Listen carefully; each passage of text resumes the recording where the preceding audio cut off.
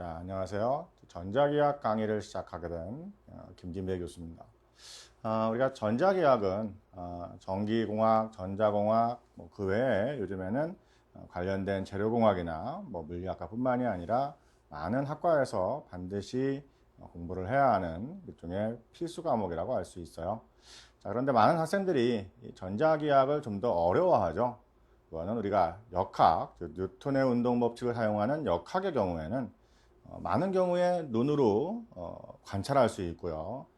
제일 간단하게는 정말 당구장 가서 간단하게 실험이라도 할 수 있는데, 이 전자기학과 관련된 분야들, 즉 전기나 자기적인 성질들은 사실 그렇게 주변에서 실험하기가 쉽지 않고, 우리가 실험을 한다 해도 주변에서 그냥 정돈되지 않은, 어떤 제어되지 않은 환경에서 실험을 하면 잘못하면 위험할 수 있기 때문에 상대적으로 더 어렵게 생각을 해요.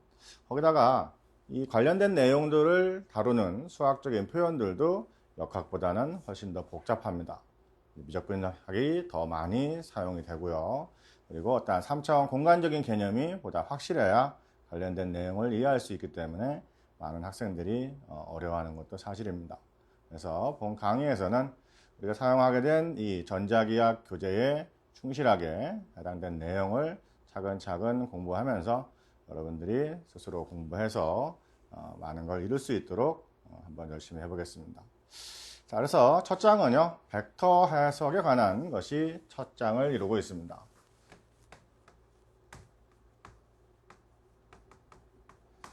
우리가 점기 및 자기와 관련된 많은 내용들은 어떠한 벡터 형태로 표현되는데요. 이 벡터로 표현되는 점기 및 자기와 관련된 여러 가지 물리량들 사이에 어떠한 표현 방법이나 그들 사이에 어떠한 연산이 필요하게 되는데, 그 연산 방법에 대해서 먼저 기본적인 내용을 공부를 할 거고요.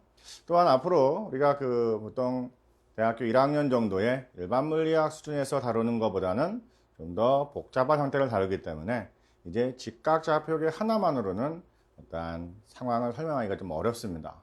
그래서 직각좌표계 외에 원통좌표계라든가 구좌표계를 활용을 하는 것이 실질적으로 훨씬 더 어떠한 문제 해석이 쉬운 경우가 사실 많이 있어요. 그래서 직각좌표계 이외에 원통좌표계 및 구좌표계에 대한 설명이 1장 벡터 해석의 주된 내용이라고 할 수 있습니다. 자, 그럼 제일 먼저 첫 번째 혈이 벡터와 스칼라에 관한 얘기인데요. 우리가 대학교 1학년 일반 물리학 시간에도 벡터와 스칼라에 대한 기본 개념은 배우고요. 혹은 관련된 수학 과목을 수강하는 경우에도 벡터 해석은 많이 배우죠. 그래서 여기서 다루는 내용도 사실 일반 물리학 수준에서 크게 벗어나진 않습니다. 그러니까 예전에 공부했던 거 다시 복습하는 개념으로 다시 한번 리마인드 하면 많은 도움이 될 거고요. 그렇게 어렵지는 않습니다. 자, 그래서 우리가 벡터와 스칼라에 대한 설명인데요. 여러 가지 물리량들은 그 물리량이 갖는 속성에 따라서 벡터량과 스칼라량으로 구별할 수가 있습니다. 그래서 그 차이는 뭐냐? 스칼라량은 우리가 일반적으로 생각하는 물리량들이에요. 질량이라든가 혹은 어떠한 길이, 시간 이와 같이 그 크기만 생각하면 되는 그러한 양들을 스칼라량이라고 부르고요. 그에 비해서 벡터라는 양은 단순히 크기만 생각해서는 그 물리량이 갖고 있는 특징을 혹은 속성을 정확하게 표현할 수 없다 하는 얘기죠. 가령 속도 같은 경우에 기본적인 개념은 빠른 정도를 나타내지만 속도의 개념에는 어느 방향으로 얼마나 빠르냐 하는 방향의 개념이 이미 포함되어 있다 하는 얘기입니다. 그래서 벡터량은 크기뿐만이 아니라 방향을 함께 생각을 해줘야 하는 양이고, 그에 비해서 스칼라라는 양은 크기만 갖고 있는 그러한 물리량이라고 할 수 있습니다. 그래서 스칼라의 경우에는 스칼라량인 물리량들 사이의 연산 방법은 우리가 일반적인 수학에서의 일반적인 대수학을 그대로 쓰면 돼요. 그렇기 때문에 별 문제가 안 되는데, 벡터량의 경우에는 방향이라는 속성이 있기 때문에 일반적인 대수 규칙을 따라가지 않는다는 얘기입니다. 즉 스칼라의 경우에는 1 더하기 1은 항상 2지만 벡터량인 경우에는 두 개의 벡터의 크기가 각각 1이라고 해서 두 벡터의 합이 2가 되지는 않는다는 얘기예요. 2가 되는 경우도 있지만 많은 경우에 2가 아닌 어떠한 다른 크기를 갖고, 또한 방향도 두 벡터의 각각의 방향에 따라서 다른 형태의 다른 값을 갖게 된다는 얘기입니다. 그래서 기본적으로 벡터량이냐 스칼라량이냐 하는 개념이 일단 물리량을 대할 때 기본적으로 갖고 있어야 그 물리량이 갖는 의미를 보다 정확하게 제대로 이해할 수 있게 돼요. 자, 그래서 우리 책에는 이거 외에 이제 필드라는 개념도 나와요. 용어의 설명상. 그래서 원래 영어로는 이제 필드인데 우리 책에는 개라고도 쓰고요. 혹은 뭐 장이라고도 씁니다. 그러니까 가령 일렉트릭 필드라는 어떤 물리량에 대해서 우리 책에서는 전개라는 용어를 쓰는데, 보통 물리학 관련된 서적에서는 전기장이라는 용어도 많이 쓰고요. 요즘 새로 나오는 책들에서는 장이라는 표현도 사실은 일종의 한자어이기 때문에 우리말로 해서 뭐 전기마당 이렇게 쓰는 책들도 있습니다. 사실은 다 같은 걸 의미를 하는 건데요. 우리 책에는 주로 어떤 개라는 용어를 써서 뭐 전개나 자개나 이런 용어들을 사용을 하고 있습니다. 자, 앞으로 강의를 하면서 아마 제가 전개나 자개라는 우리 교재에 있는 용어에 가급적 맞춰 설명을 하지만, 역시 습관이라는 게 있기 때문에 전기장이란 말을 쓸 수도 있고요. 혹은 영어로 뭐 이필다 이런 형태로도 표현할 수 있으니까 그런 점들은 주의를 기울이면 그 말 용어가 의미하는 바는 쉽게 이해할 수 있을 겁니다. 그래서 이 그 장에도 그 속성상 스칼라 형태의 장이 있고요. 그 다음에 벡터 형태의 장이 있어요. 그러니까 스칼라 장도 있고 벡터 장도 있다는 얘기죠. 가령 우리 책에 있는 예제처럼 어떠한 그릇 안에 수프가 담겨 있고 수프 내부의 각각의 위치에서 어떠한 온도를 결정을 하면 그 각각의 위치별 온도의 분포가 일종의 스칼라 장이 되는 거예요. 그래서 이거는 온도 그 자체는 기본적으로 스칼라 값이기 때문에 그 온도와 연관된 필드도 스칼라 필드가 되는 거죠. 근데 가령 우리가 어떠한 지점에서의 전개의 크기와 방향을 표현한다 그러면 각각의 위치에서 전개가 갖는 크기와 방향이 모두 지정되기 때문에 그런 경우에는 벡터장이라고 할 수 있습니다. 결국 필드라는 개념은 공간의 개념이고요. 공간의 각 위치에서 주어진 물량들 사이의 관계를 나타내는 것이 하나의 필드다. 이렇게 이해를 하면 앞으로 주어지는 많은 내용을 이해하는데 좀 더 보탬이 될 겁니다. 자, 그래서 이제 벡터량에 대한 대수를 할 텐데요. 어떠한 물리량이 벡터량인지 스칼라량인지를 표현을 할 필요가 있겠죠. 그래서 보통 스칼라량의 경우에는 그냥 일반적인 문자나 숫자로 표현을 하면 되는데, 벡터량의 경우에는 그것이 벡터임을 표현할 필요가 있습니다. 즉 어떠한 벡터 A가 있다 했을 때 매번 벡터 A, 뭐 벡터 B 이러긴 어려우니까요. 문자로 표현할 때 어떠한 그 일정한 장식을 해줍니다. 우리 책에서는 기본적으로 고딕체로 쓰도록 되어 있어요. 벡터 A 그러면 뭐 제가 여기서 책에 있는 것처럼 자세히 똑같이는 그릴 수 없지만 되게 이런 형태로도 많이 쓰고요. 혹은 어떤 경우에는 그냥 일반적인 문자 위에다가 이렇게 화살표를 붙이는 경우도 있습니다. 우리 교재에서는 모두 고딕체로 표시가 되어 있는데요. 두 번째 방법을 쓰는 건 사실은 부주의해서 위에 화살표를 빼버리면 스칼라 A가 되기 때문에 자칫 그 벡터의 어떤 성질을 잃어버리는 그 생각을 할 때 그럴 좀 조심성이 있긴 한데요. 책에 따라서는 이렇게 표시하는 경우도 있고요. 어떤 경우에는 화살표 대신에 이렇게 꺽쇠를 붙이는 경우도 있습니다. 되게 이렇게 꺽쇠를 붙이는 경우는 되게 단위 벡터라고 해서 크기가 1이면서 특정 방향을 가리킬 때 보통 이렇게 꺽쇠를 붙여서 강조를 하게 됩니다. 아마 앞으로 제가 판서를 할 때 단위 벡터는 가급적 이렇게 꺽쇠를 붙여서 이것이 단위 벡터임을 표기를 할 겁니다. 책으로는 인쇄된 형태이기 때문에 정확하게 표현이 가능하지만 판사할 때는 그런 측면들이 존재하기 때문에 이렇게 벡터의 표기가 조금씩 다르게 나타날 수 있습니다. 자, 이거는 벡터를 문자로 표시할 때고요. 벡터를 그림으로 표시도 많이 하게 되죠. 그림으로 표시하는 것이 벡터의 성질과 크기를 이해하는 데 많은 도움이 될 수 있는데, 벡터를 그림으로 표시할 때는 이러한 화살표를 사용을 하죠. 잘 아는 것처럼. 그래서 이 화살표의 길이가 벡터의 크기에 대응하고 화살표가 가리키는 방향이 벡터의 방향에 대응하도록 이렇게 화살표를 사용을 해서 벡터를 표현할 수도 있습니다. 그래서 상황에 따라서 그림도 그리고요, 혹은 문자로도 표기를 하면서 벡터에 대한 표현을 앞으로 해나갈 겁니다.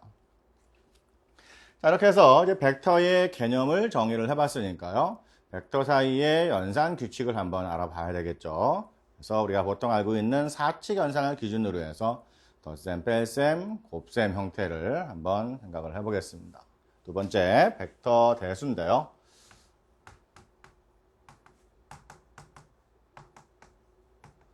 자, 첫 번째로 벡터 사이의 덧셈, 한자용어로 가법이라고 쓰죠. 즉, 벡터 A에다가 벡터 B를 더하면 항상 새로운 벡터가 만들어집니다. 벡터하고 스칼라를 그냥 더하는 건 연산이 불가능한 거고요. 벡터와 벡터를 더했는데 스칼라가 나오는 연산 규칙도 잘못된 겁니다. 벡터는 벡터끼리 더할 수 있고요. 그 결과는 언제나 벡터가 되어야 한다는 얘기입니다. 그렇다면 두 개의 벡터를 더했을 때 만들어지는 이 두 벡터의 합은 어떻게 정의되느냐 하면은요, 이미 위치에서 벡터 A와 B가 있다고 하자는 얘기예요. 벡터 A와 B가 있다. 이렇게 두 벡터의 시작점을 일치시켜 놨을 때 두 벡터의 끝점에서 상대 벡터에 평행한 평행선을 그릴 수 있고요. 그러면 대부분 만나는 교점이 생기게 됩니다. 이때 두 벡터의 시작점에서 연장선의 교점까지 가는 벡터를 만들면 이 벡터가 A 플러스 B 벡터에 해당한다는 얘기입니다. 그렇기 때문에 동일한 크기의 두 벡터가 있다 하더라도 두 벡터가 가리키는 방향이 달라지면 그 결과 벡터의 크기와 방향은 다르게 표현된다 하는 것을 여기서 알 수 있습니다. 그래서 이런 경우에 이 벡터 B하고요, 여기서 이렇게 그려지는 벡터는 같은 크기에 평행하게 되는데, 우리가 벡터는 주어진 공간상에서 크기와 방향이 바뀌지 않는 한 임의로 위치를 옮겨도 무방합니다. 즉 평행 이동이 가능해요. 그러니까 이게 B벡터면 이것도 B벡터가 되는 거고요. 이런 경우에 A 플러스 B는 A 벡터의 끝점에다가 B 벡터의 시작점을 일치시키고 시작점에서 끝점까지를 바로 연결해도 된다 하는 얘기죠. 이러한 방법으로도 A 플러스 B를 작도를 할 수가 있습니다. 그러면 이와 같은 그 벡터 연산 규칙을 보면은 결국 A 플러스 B를 한 경우하고 B 플러스 A를 한 경우를 비교를 하면 어느 쪽을 먼저 그리든 결과는 같기 때문에 두 벡터의 연산 결과는 같습니다. 즉 교환 법칙이 성립한다 하는 것을 알 수 있고요. 같은 형태로 A 플러스 B를 먼저 하고 새로운 C라는 벡터를 더하는 건 B하고 C를 먼저 더하고 나중에 A 벡터를 더하는 것과 같습니다. 즉 결합 법칙도 성립한다 하는 것을 알 수 있어요. 자, 이것이 간단한 A 플러스 B에 대한 덧셈의 정의인데요. 우리가 상황에 따라서는 이렇게 평행사 변형을 그릴 수 없는 경우도 생기겠죠. 사실은 두 벡터의 시작점을 일치시켰더니 예를 들어서 두 벡터가 하나는 이렇고 또 하나는 이렇게 되어 있다. 즉 두 개의 벡터가 정확하게 같은 선상을 같은 방향을 가리키는 경우, 이런 경우 둘의 합은 두 벡터가 모두 방향이 일치하기 때문에 결과 벡터의 방향도 두 벡터의 방향과 같고요. 결과의 크기는 두 벡터의 크기를 합한 것과 같아집니다. 또 다른 경우로는 두 벡터의 시작점을 일치시켰더니 방향이 정반대인 경우도 있겠죠. 역시 이런 경우에도 방향사 변형을 그릴 수 없게 되는데, 이런 경우에는 크기가 큰 쪽에서 작은 쪽을 뺀 나머지가 두 벡터의 합에 해당한다는 것을 알 수 있습니다. 자, 그렇다면 이런 경우도 있겠죠. 두 벡터의 시작점을 일치시켰더니 두 벡터가 정반대 방향을 가리키고 있고요. 공교롭게도 두 벡터의 크기도 똑같다. 그러면 이 경우에 어느 한 크기가 큰 쪽에서 작은 쪽의 크기를 빼면 크기가 0이 되어버립니다. 그러면 크기가 0인 벡터가 만들어져야 된다는 얘기인데 우리가 근본적으로 벡터의 정의상 크기가 0인 벡터는 사실 물리적으로 의미가 없는 겁니다. 하지만 이렇게 연산 규칙상 그 결과가 반드시 벡터가 돼야 하는데도 불구하고 연산의 규칙상 크기가 0이 되는 경우들이 생깁니다. 그럴 때를 위해서 a 플러스 b는 이 경우에 0이라고 쓰고요. 별도의 장식은 하지 않습니다만은 우리가 이걸 봤을 때 오른쪽에 있는 0은 벡터의 개념을 갖고 있구나 라고 생각을 하고요. 이런 경우에 이 0을 0벡터다 라고 부릅니다. 0벡터다. 자, 그 다음엔 이제 두 번째 뺄셈이 있겠죠. 간법이라고도 하는데요. 서브트랙션을 보면은 a-b 벡터를 할 건데요. 이건 새로운 연산 규칙을 정의하는 대신에 우리가 음의 벡터를 생각을 합니다. 우리가 어떠한 값에 음의 부호를 붙이면 반대가 되죠. 그래서 여기서도 a-b를 a에다가 -b라는 벡터를 더하는 것으로 이렇게 우리는 정의를 해주고요. 가로 안에 있는 -b 벡터는 원래 벡터와 같은 크기지만 방향이 반대인 벡터를 지칭하는 것으로 생각을 할 수가 있습니다. 그러면 이게 원래 b 벡터였다면 이거와 크기는 같지만 방향이 정반대인 벡터가 -b 벡터가 된다는 얘기입니다. 그래서 이 경우에 두 벡터 사이에 뺄셈을 우리가 앞에서 했던 평행사변형 방법으로 간단하게 그림을 그려보면요.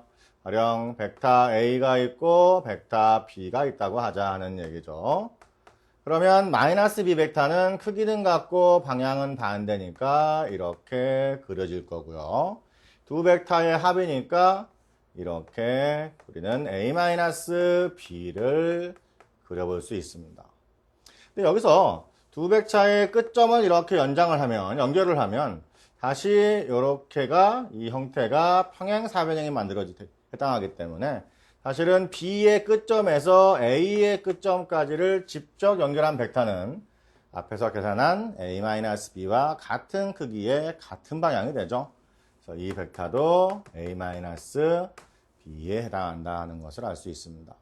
그래서 a-b를 작도해야 하는 경우에는 두 벡터의 시작점이 일치한 상태에서 D에 있는 B 벡터의 끝점에서 A 벡터의 끝점으로 직접 연결해서 a-b를 작도할 수가 있다는 것을 알 수 있고요. 결국 이와 같은 어떠한 연산 규칙을 보면 우리가 덧셈의 경우에는 교환 법칙이 성립하지만 이 경우에 a-b는 이렇게 되지만 b-a는 방향이 정반대임을 알 수 있죠.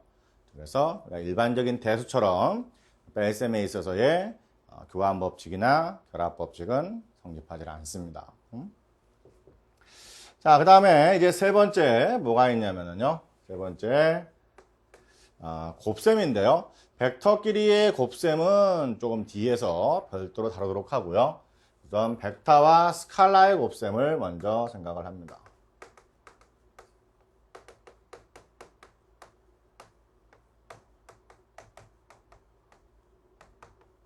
벡터와 스칼라의 곱셈을 생각을 할 수가 있는데요. 우리가 기본적으로 정의를 하자면 어느 하나의 A라는 벡터가 있을 때 이 A라는 벡터에다가 똑같은 A라는 벡터를 더하면 여기다가 똑같은 크기의 A라는 벡터를 더하면 같은 방향을 가리키니까 앞에서의 연산 규칙에 따르자면 방향은 똑같고 크기는 2배인 벡터가 만들어지겠죠. 근데 이 벡터는 앞에 원래 봤던 A 벡터하고 같은 방향이고 크기가 2배라는 형태가 되니까요. 이 벡터를 새로운 이름을 붙일 수도 있지만 A라는 벡터의 2배에 해당한다. 이렇게 표기할 수 있다 하는 얘기예요. 그래서 이러한 형태의 표기는 결국 A 벡터의 2배다. 즉 E라는 스칼라 값과 A라는 벡터의 곱셈처럼 우리가 생각할 수 있다는 얘기입니다. 그러니까 주어진 벡터의 몇 배라는 개념이 가능해진다는 얘기죠.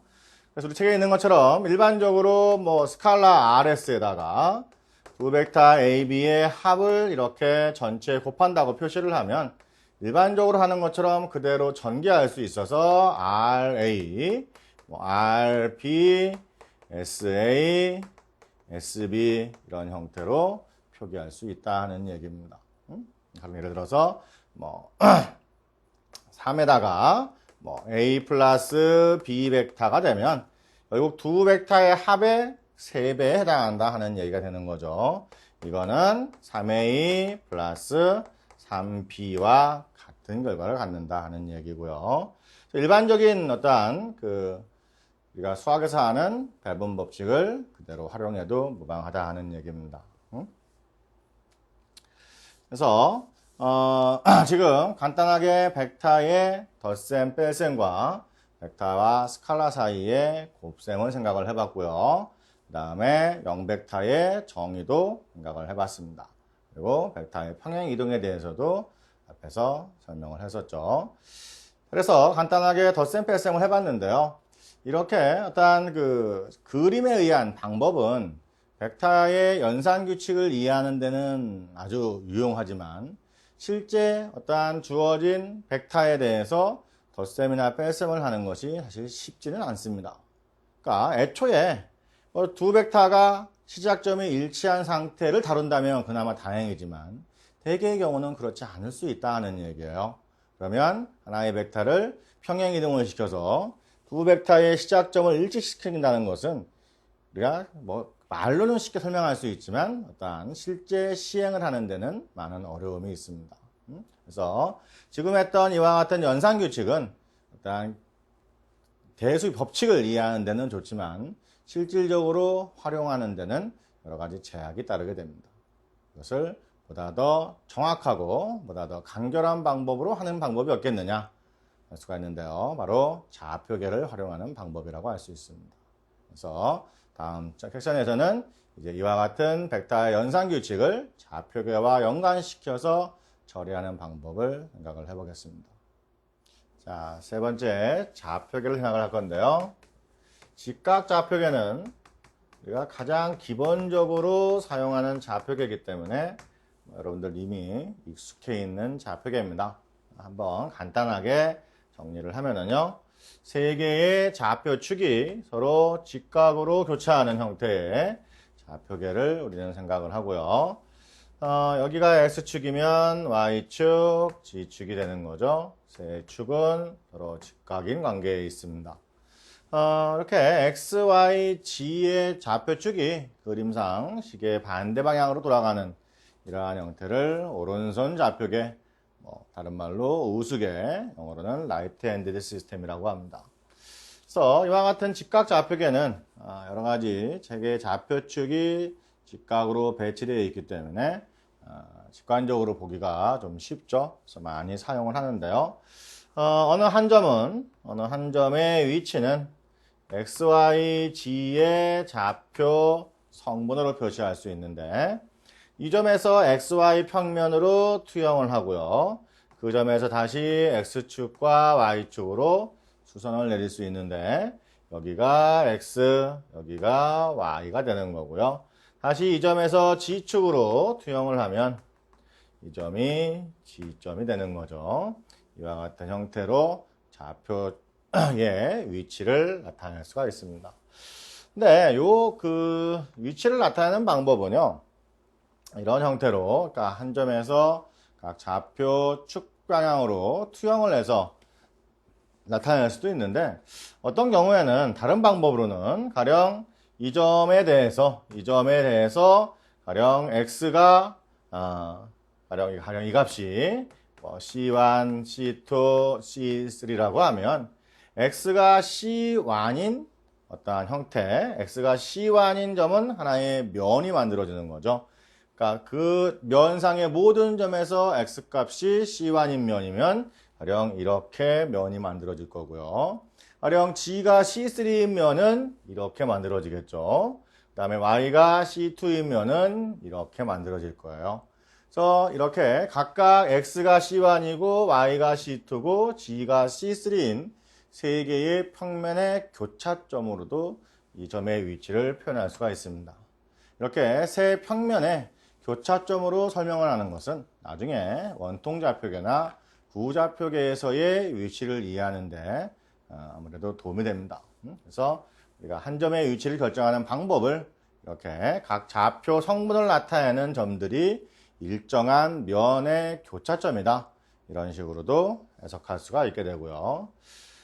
이렇게 직각좌표계를 사용을 하면 이 점에서의 어떠한 미소 변화를 볼 수 있죠.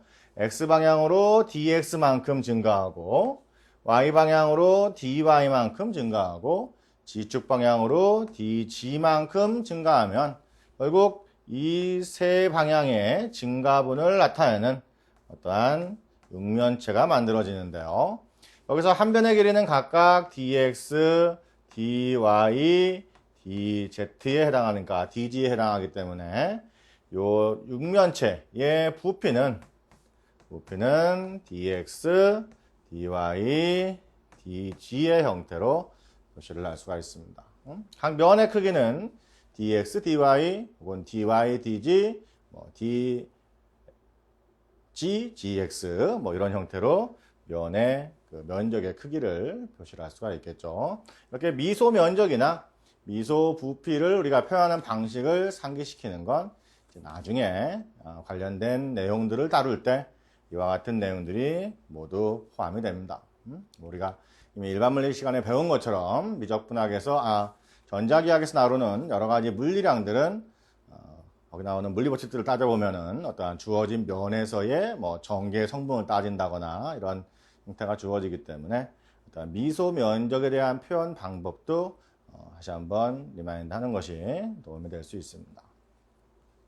자, 이렇게 직각좌표계를 생각을 하고요. 이 직각좌표계를 벡터와 연관시키면 우리가 앞에서 했던 벡터의 대수가 좀 더 간단한 방법으로, 즉 해석학적인 방법, 쉽게 말해서 간단한 연산으로 해결할 수 있다는 얘기입니다. 앞에서와 같이 그림을 그리지 않고도 그 결과의 크기와 방향을 판별할 수가 있게 되는데요. 이와 같은 직각좌표계상에서의 하나의 벡터를 한번 그려보면요. 직각좌표계가 이렇게 있고요. 그 중에 한 점이 이렇게 있으면 좌표계 원점에서부터 그 점까지 가는 하나의 벡터를 우리는 그려볼 수 있습니다. 좌표계 원점에서부터 한 점까지 가는 벡터를 그려볼 수 있는데요. 그리고 이 점을 이렇게 표시를 하면 아까와 마찬가지로 투영이 되고 투영되고요.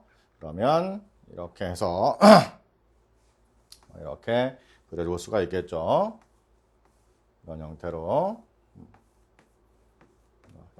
그려지죠. 여기가 조금 잘못 그려졌네요. 이렇게 되면 이렇게 되겠죠. 그래서 이 벡터를 우리는 보통 한 점의 위치를 나타낸다 그래서 보통 위치 벡터 R로 표현을 하는데요. 위치 벡터 R로 이 위치 벡터는 세 개의 벡터의 합으로 표시할 수 있는데 우선 요 점까지 좌표계 원점에서 여기까지 가는 벡터를 X라는 벡터로 표현을 하고요. 좌표계 원점에서 여기까지, 즉 Y 교점까지 가는 벡터를 Y로, 그 다음에 원점에서 G축 교점까지 가는 벡터를 G라고 표시하면 이 R 벡터에서 X 벡터 더하기 Y 벡터 하면 이 벡터가 되고요. 이거 더하기 이거 하면 이 벡터에 해당하게 됩니다. 그래서 우리 X 벡터는 X라는 벡터와 Y라는 벡터 그리고 G라는 벡터의 합으로 표현할 수 있습니다. 자, 여기서 각각 X, Y, G라고 표현되는 벡터는 좌표 축상에 위치하는 벡터예요. 언제나 좌표 축상에 위치하는 벡터를 표시를 할 수가 있는데 자, 이 벡터, 이 점의 좌표점이 가령 X, Y, G면 이 점이 X점이 되는 거죠. 이렇게 문자로만 여러분들 헷갈리니까요. 좀 바꿔볼까요? 가령 예를 들어서 뭐라고 할까요? 2,4,3이다. 이 점의 좌표점을. 그러면 여기서부터 2칸에 해당하는 2가 되는 거고, 여기는 4칸에 해당하는 4가 되는 거고, 여기는 3에 해당한다 하는 얘기죠. 그러면 여기서 나오는 x라는 벡터는 여기서부터 여기까지니까 크기는 2가 되고 방향은 플러스 x축을 가리키고 있는 거고요. y라는 벡터는 크기는 4가 되고 방향은 플러스 y축 방향을 가리키고 있고, g라는 벡터는 크기는 3이고 방향은 플러스 g축 방향을 가리키고 있습니다. 자, 여기서 우리는 추가로 3개의 벡터를 더 정의를 할 수가 있는데요. 예를 들어서 좌표계의 원점에서부터 출발을 해서 플러스 x축 방향을 가리키는데 크기는 1인 벡터를 만들 수 있고요. 같은 방법으로 좌표계의 원점에서 플러스 y축을 가리키면서 크기는 1인 벡터, 같은 방법으로 플러스 g축을 가리키면서 크기는 1인 벡터, 이렇게 3개의 벡터를 정의를 할 수가 있습니다. 이 3개의 벡터는 언제나 각 좌표축에서 양의 방향을 가리키면서 크기가 1인 벡터를 의미를 해요. 우리는 이런 벡터를 단위 벡터다라고 부릅니다. 즉 크기는 1이고 항상 특정한 방향을 가리킨다 그래서 단위 벡터라고 표시를 할 수가 있고요. 자, 그러면 여기서 이 플러스 x축 방향을 가리키면서 크기가 1인 이 벡터를 우리 책에는 ax 벡터라고 했는데요. 단위 벡터니까 이렇게 위에다가 꺽쇠를 붙여서 강조를 하죠. 자, 그러면 그림상 요 ax라는 벡터하고 x라는 벡터를 비교하면 두 벡터의 방향은 똑같고 크기는 ax의 크기는 1이고 x 벡터의 크기는 2가 돼요. 그럼 앞에서 벡터와 스칼라의 곱셈이라는 연산 규칙을 활용하면 ax라는 벡터가 두 개가 연결되면 이 x라는 벡터와 같아지는 거죠. 그러니까 여기서 x라는 벡터는 뭐라고 쓸 수 있냐면 ax라는 벡터가 두 개 있으면 된다. 이런 형태로 표현할 수 있다는 얘기예요. 그럼 같은 방법으로 y라는 벡터는 그림에서 4ay가 되는 거고요.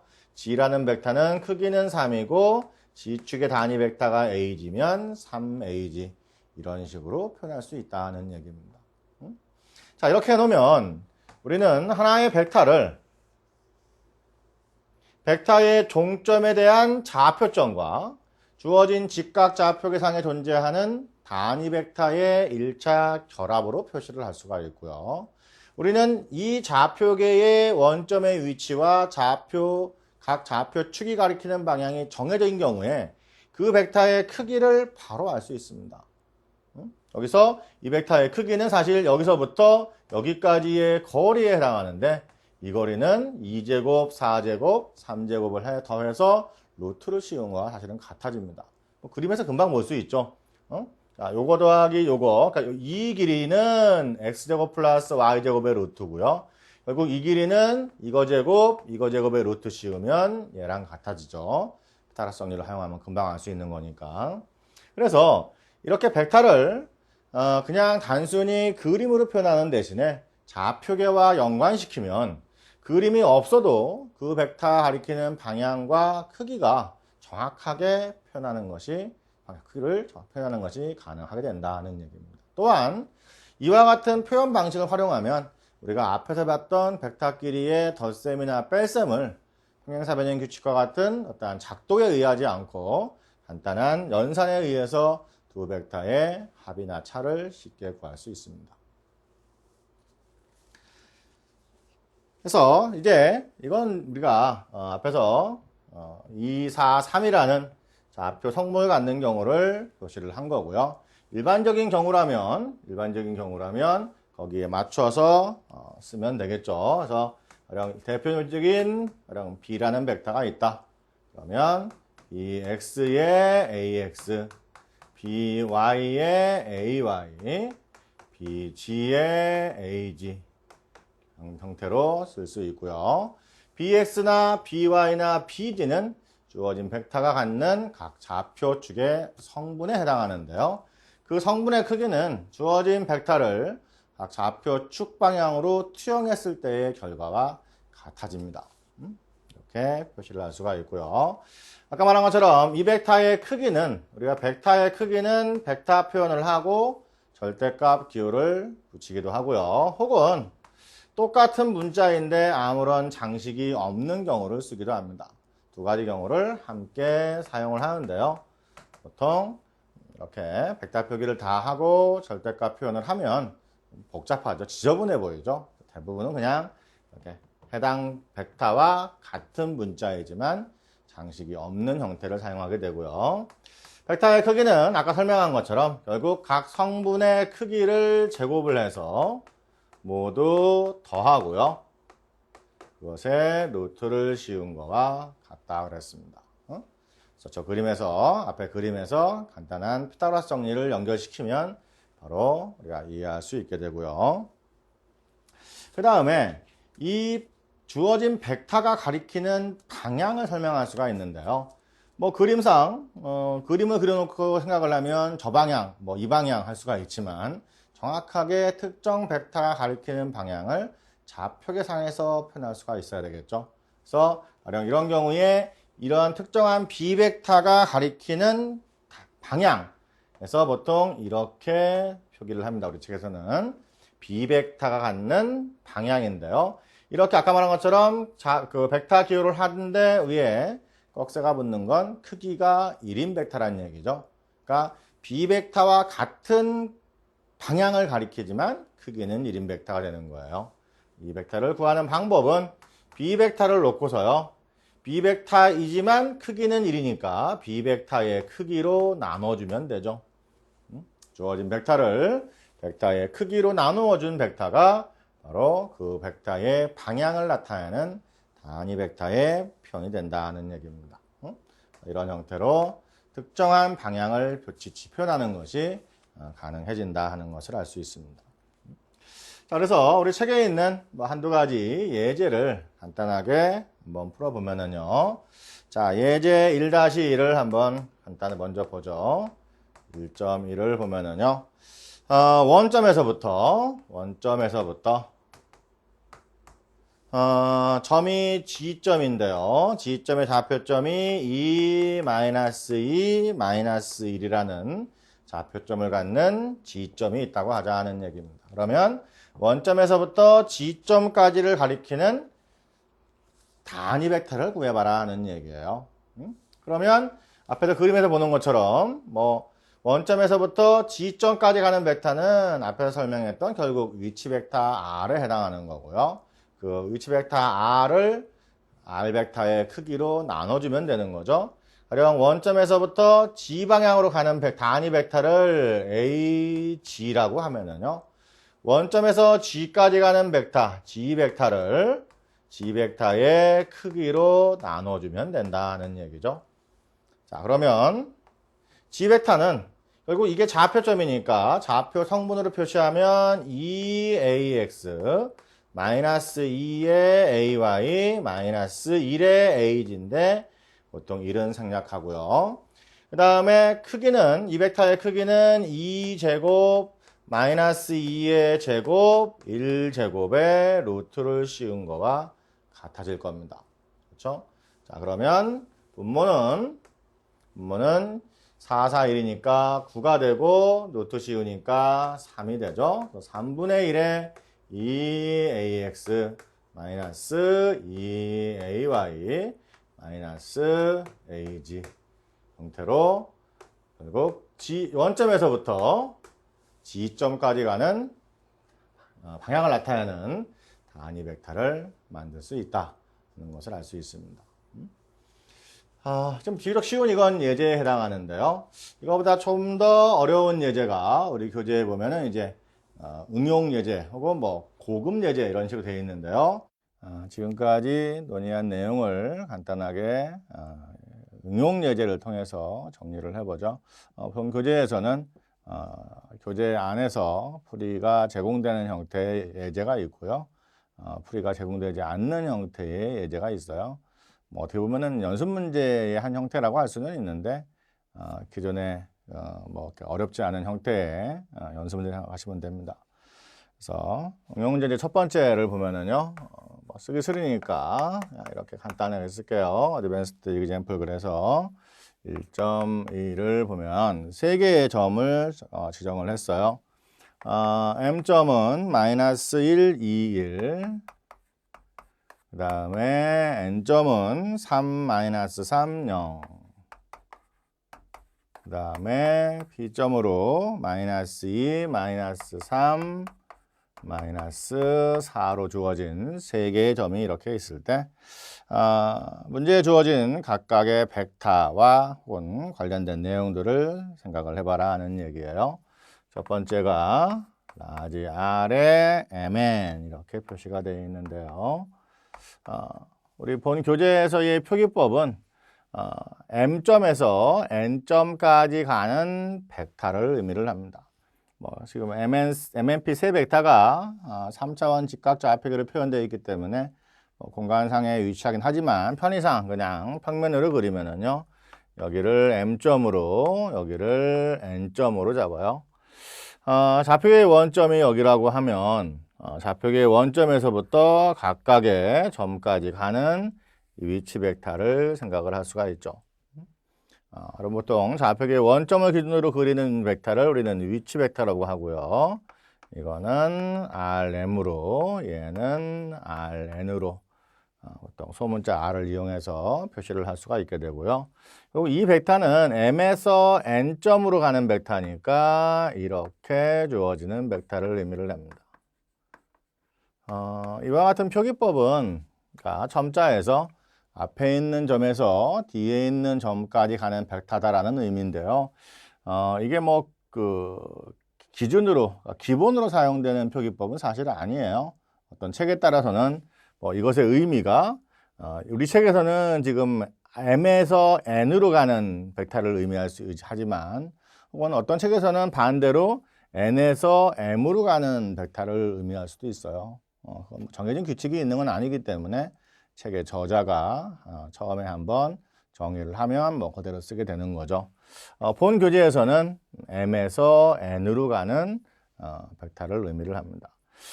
그러면 이렇게 벡터가 지금 Rm 벡터하고요. 이런 벡터하고 Rn 벡터하고 있고요.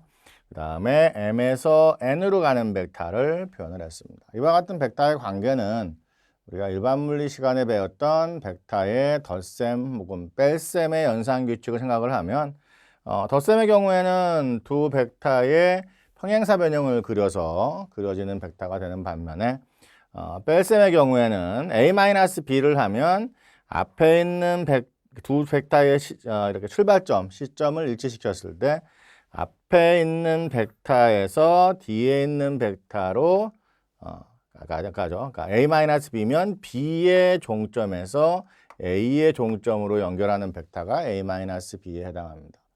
문제를 보면은. 그래서 이 경우에 이 벡터의 의미는 관계를 보면은 결국 Rn에서 Rm을 뺀 벡터를 의미를 해요.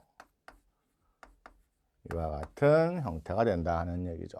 그래서 반대로 N에서 M으로 가는 벡터를 생각을 하면 이런 벡터도 있겠죠. 이런 벡터가 되면 이런 경우에는 N에서 M으로 가는 벡터다. 이렇게 표기를 하게 되는 거고 그럼 이 벡터는 Rm에서 Rn을 빼주면 된다는 얘기예요. 그래서 이 벡터의 의미는 우리 교재에서 쓰는 노테이션에 대한 거고요. 그 관계는 지금 벡터의 기본 연산 규칙을 따라서 나타낸 겁니다. 자, 그 다음에 이 벡터를 이제 우리가 지금 직각좌표계와 연관돼서 나타내는 거니까 이 두 개의 위치 벡터를 직각좌표계의 단위 벡터를 활용해서 표시를 할 수가 있는 거죠. 먼저 n 벡터, Rn 벡터를 보면 이것이 되고요. 직각좌표계의 단위 벡터를 활용해서 이 벡터를 표시를 하면 3의 ax 마이너스 3의 ay 그 다음에 제로의 ag인데 이 값은 쓰지 않으니까 이렇게 되고요.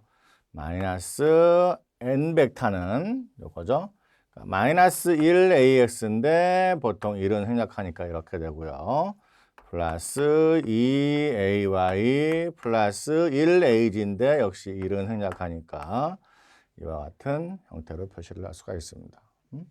그래서 하나의 벡터를 주어진 벡터에 대한 그 좌표 성분으로 표시하는 건 우리 일반 물리 시간에 배운 것처럼 이 각각의 점들이 주어진 좌표계에서의 좌표점을 나타내기 때문에 원점으로부터 각각의 좌표점까지 가는 벡터는 그 점의 좌표와 각 단위 벡터의 조합으로 이렇게 나타낼 수가 있습니다. 자, 그 다음에 연산규칙은 우리가 그 벡터의 덧셈에서 보면 교환법칙, 결합법칙이 다 성립하기 때문에 괄호를 풀고 순서를 바꾸고 다시 묶어도 연산 결과에는 변함이 없어요. 그럼 어떻게 하냐면 그러면 괄호를 푼 다음에 단위 벡터가 같은 것끼리를 먼저 묶어줍니다. 그러면은 x성분부터 묶으면 3ax 되고요. 이건 마이너스 괄호를 풀면서 이 마이너스를 다 적용을 해야 되는 거니까 부호가 다 반대가 되겠죠. 그럼 여기는 플러스 ax 될 거고요. 그 다음에 두 번째 y항은 요거 마이너스 3ay 마이너스 플러스니까 마이너스 2ay 요거 하니까 마이너스 ag 이렇게 표현을 할 수 있습니다. 그 다음에 각각의 가로 안에 있는 건 결국 요 첫 번째 항을 보면 가령 좌표계의 원점으로부터 x축이 이렇게 있다고 하면 뭐 이쪽도 다 있는 거죠. 이쪽 마이너스 x 쪽도 3ax 그러면 원점으로부터 플러스 x축 방향으로 가면서 크기가 3인 벡터를 의미하는 거고요. 요거는 크기가 1인 벡터를 의미를 하는 거죠. 두 벡터의 방향이 같기 때문에 두 벡터를 더하면 그 결과는 각각의 크기를 그대로 더해준 거와 같고 방향은 원래 방향과 같은 거죠. 잘 아는 것처럼. 그래서 결국 이와 같은 연산은 우리가 어렸을 때 배웠던 문자와 식의 연산과 같은 형태를 취하면 된다는 얘기입니다. 즉 각각의 단위 벡터는 그대로 상수 문자로 취급하면 되고요.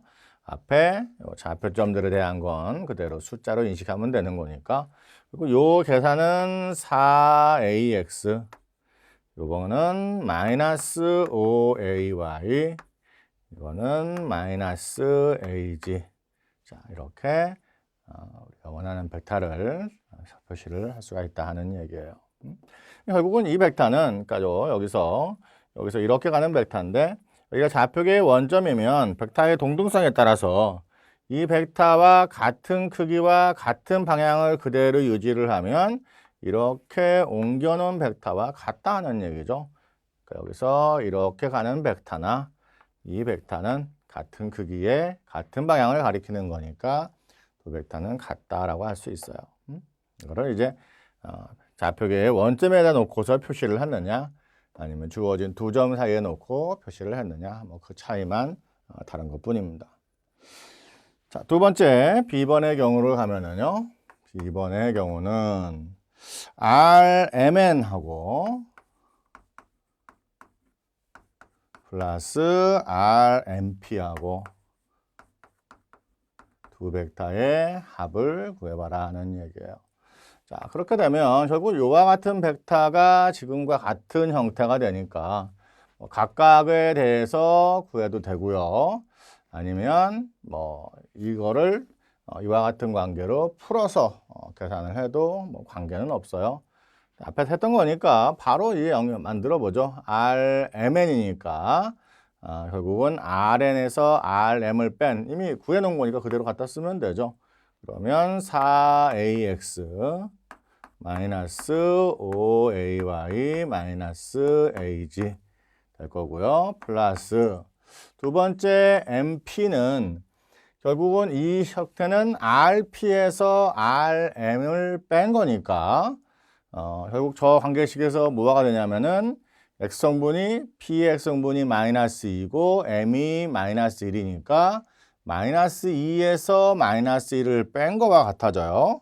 그러니까 마이너스 AX로 간단히 될 거고요.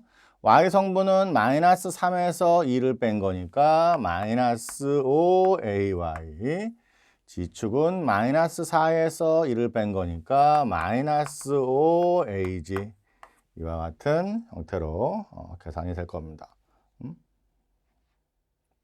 자, 그러면 다시 이거는 같은 사표 하면 되는 거니까 이렇게 먼저 하면 3AX 요거 하면 마이너스 10AY 이렇게 하면 마이너스 6AG 이렇게 원하는 벡터를 만들 수가 있습니다. 자, 세 번째 RM 벡터에 이렇게 표시되면 결국 RM이라는 벡터의 크기를 나타내는 거죠. RM이라는 벡터의 크기를 나타내는 겁니다. 결국 RM이라는 벡터는 좌표계의 원점에서 M점까지 가는 벡터니까 마이너스 AX, 좌표점이 마이너스 1, 2, 1이니까 플러스 2의 AY 플러스 AG 이 벡터의 크기를 의미한다 하는 얘기예요. 결국 우리가 벡터를 3차원으로 표시를 했을 때 직각 좌표계에서의 한 점을 나타내 보면은 결국 좌표계의 원점을 X축, Y축, G축으로 했을 때 한 점 좌표점을 X, Y, G라고 하면 좌표계의 원점에서부터 이 점까지 가는 벡터가 지금 R 벡터에 해당하는 거죠. 이미 R 벡터에. 그러면 여기서 좌표계의 XY 평면으로 수선을 내리고 거기서 다시 X축, Y축으로 수선을 내렸을 때 좌표가 XY인 거고 여기서 G축으로 수선 내린 게 G좌표가 되는 거예요.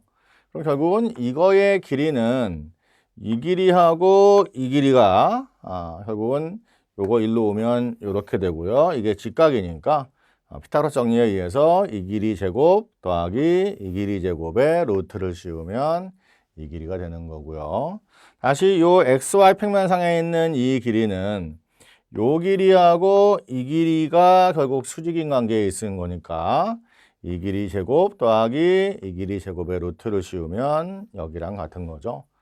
잘 아는 것처럼 결국 좌표점이 X, Y, G로 주어질 때 좌표계의 원점으로부터의 거리는 X제곱 플러스 Y제곱 플러스 G제곱의 루트를 씌운 것과 같아집니다.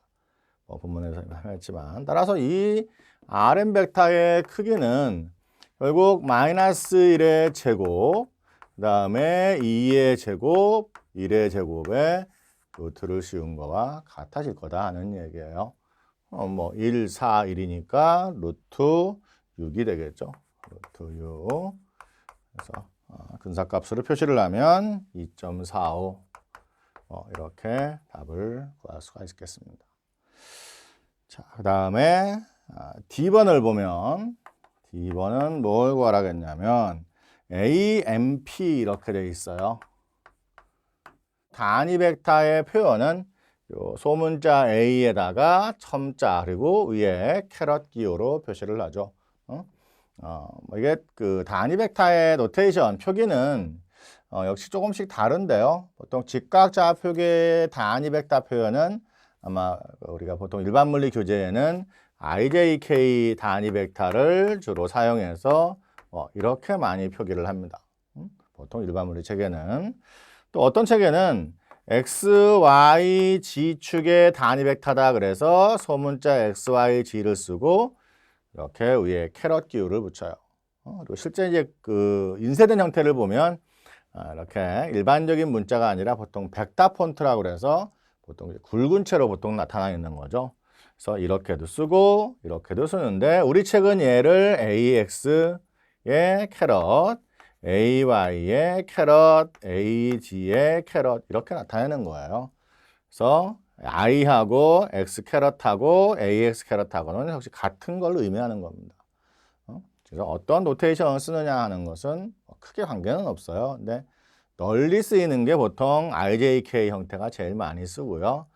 조금 더 복잡한 연산을 하는 경우에는 뭐 이렇게 쓰는 경우도 있고요.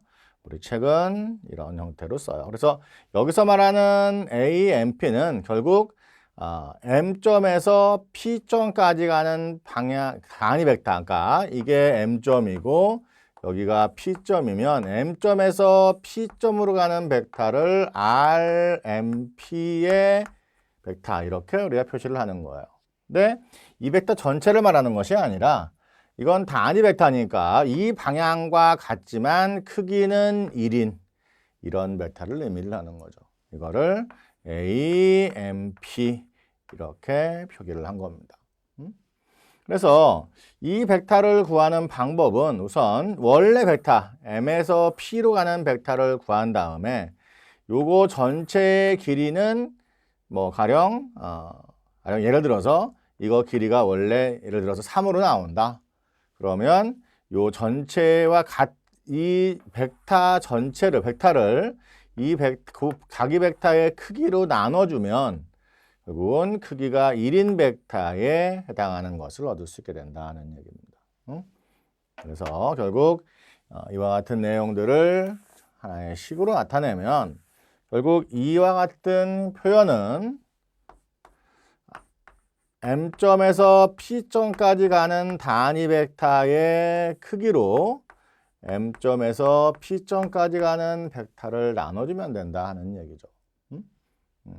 그러면 왜냐하면 이 값은 양수이기 때문에 이 R 벡터의 방향과 AMP 벡터의 방향은 같아지게 돼요.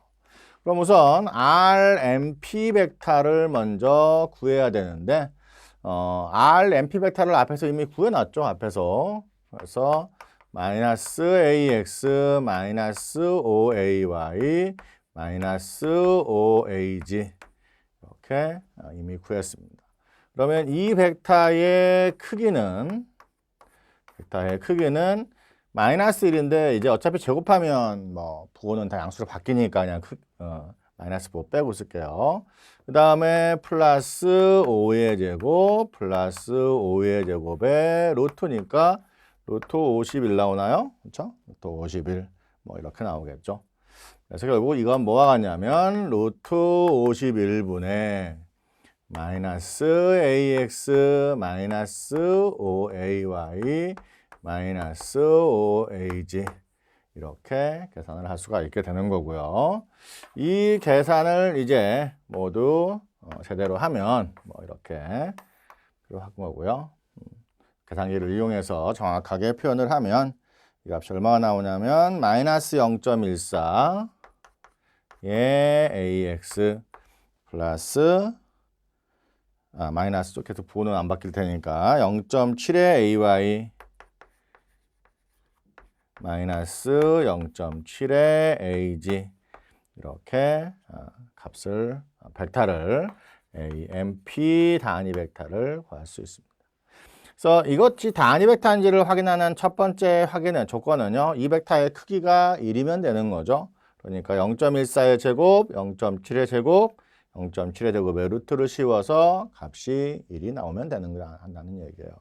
사실은 아마 이 계산을 할 때 앞에 붙는 요 값 자체가 아마 근사값이기 때문에 그렇게 다시 이걸 놓고 계산을 하면 딱 1이 안 나올 수는 있어요. 근데 뭐 1점하고 0이 쭉 붙은 다음에 뭐 뒤에 소수점이 얼마짜리 가서 숫자가 0이 아닐 수는 있습니다. 왜냐하면 여기서 이미 이 계산을 할 때 근사를 했기 때문에 이렇게 해서 단위 벡터를 표현을 해볼 수가 있고요.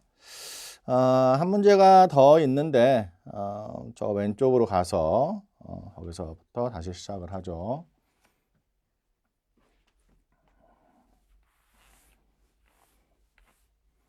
자, 마지막 한 문제를 마저 풀면 자 2번인가요? 2번에 뭐라고 되어 있냐면 ERP 마이너스 3RN 벡터의 크기 이렇게 되어 있습니다.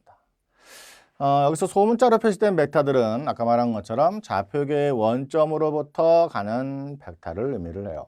그래서 먼저 요 부호, 절대값 부호는 결국 벡터의 크기를 의미하는 거니까 이 벡터 자체를 그냥 구해보면 앞에 2는 그대로 가면 되고요. 결국 RP는 좌표계의 원점에서부터 P점까지 가는 벡터니까 요거 그대로 쓰면 마이너스 2AX 마이너스 3ay 마이너스 4ag가 되는 거고요. 그 다음에 마이너스 3에 rn이죠. 제가 m이라고 표현을 했네요. m인데 n이니까 그러면 3ax 마이너스 3ay 이렇게 표시가 됩니다. 자, 그 다음에 뭐 한 번 더 쓰자 그러면 요 가로를 전개하는 거, 그 다음에 그 다음 가로를 전개하는 거 뭐 따로따로 써도 되는데요. 아까 말한 것처럼 이렇게까지 표시가 되면 그 다음 연산은 문자와 식의 연산 규칙과 똑같다고 그랬죠. 그러니까 AX라는 걸 하나의 문자로 인식을 하면 돼요. 그대로 계산할 때는. 그러면 요거 하면 마이너스 4AX 마이너스 9AX인 거죠. 더하니까 마이너스 13AX 되는 거고요. 그 다음 거 하면 마이너스 6, 그 다음에 플러스 9죠. 그러니까 3이 남나요? 3AY 되는 거고요. 요거는 2, 4, 8이니까 8AG 이렇게 절대값 기호 안에 있는 벡터를 결정을 할 수가 있습니다. 그럼 결국 이 결과는 뭐가 되냐면 요 벡터의 크기를 의미하는 거니까 먼저 부호 빼고요. 13의 제곱 어차피 제곱하면 똑같으니까 플러스 3의 제곱 플러스 8의 제곱 이거에 루트를 씌운 거와 같아지게 될 거다 하는 얘기죠. 이 값이 루트 242가 되고요. 그래서 근사값을 구하면 약 15.56 정도의 크기를 갖게 됩니다. 자, 이렇게 해서 응용예제 1.1의 각각의 문제들을 모두 풀어봤습니다. 일반 물리를 공부를 할 때 벡터 연산을 좀 자세히 공부를 했으면 다 배웠던 내용이죠. 되게 우리가 일반 물리에서도 사실은 벡터 연산은 소개를 하는데 실제로 일반 물리 자체를 공부하면서 이렇게 상세한 벡터 연산을 하는 경우는 사실 그렇게 흔하지 않아요. 그러다 보니까 많이 잊어버린 경우도 많이 있을 텐데요. 옛날 기억을 살려서 다시 한번 복습을 하시고요. 다음 강에서는 이제 벡터 연산에서 우리가 빠뜨릴 수 없는 벡터끼리의 곱에 대한 얘기, 내적과 외적에 대해서 생각을 해보겠습니다.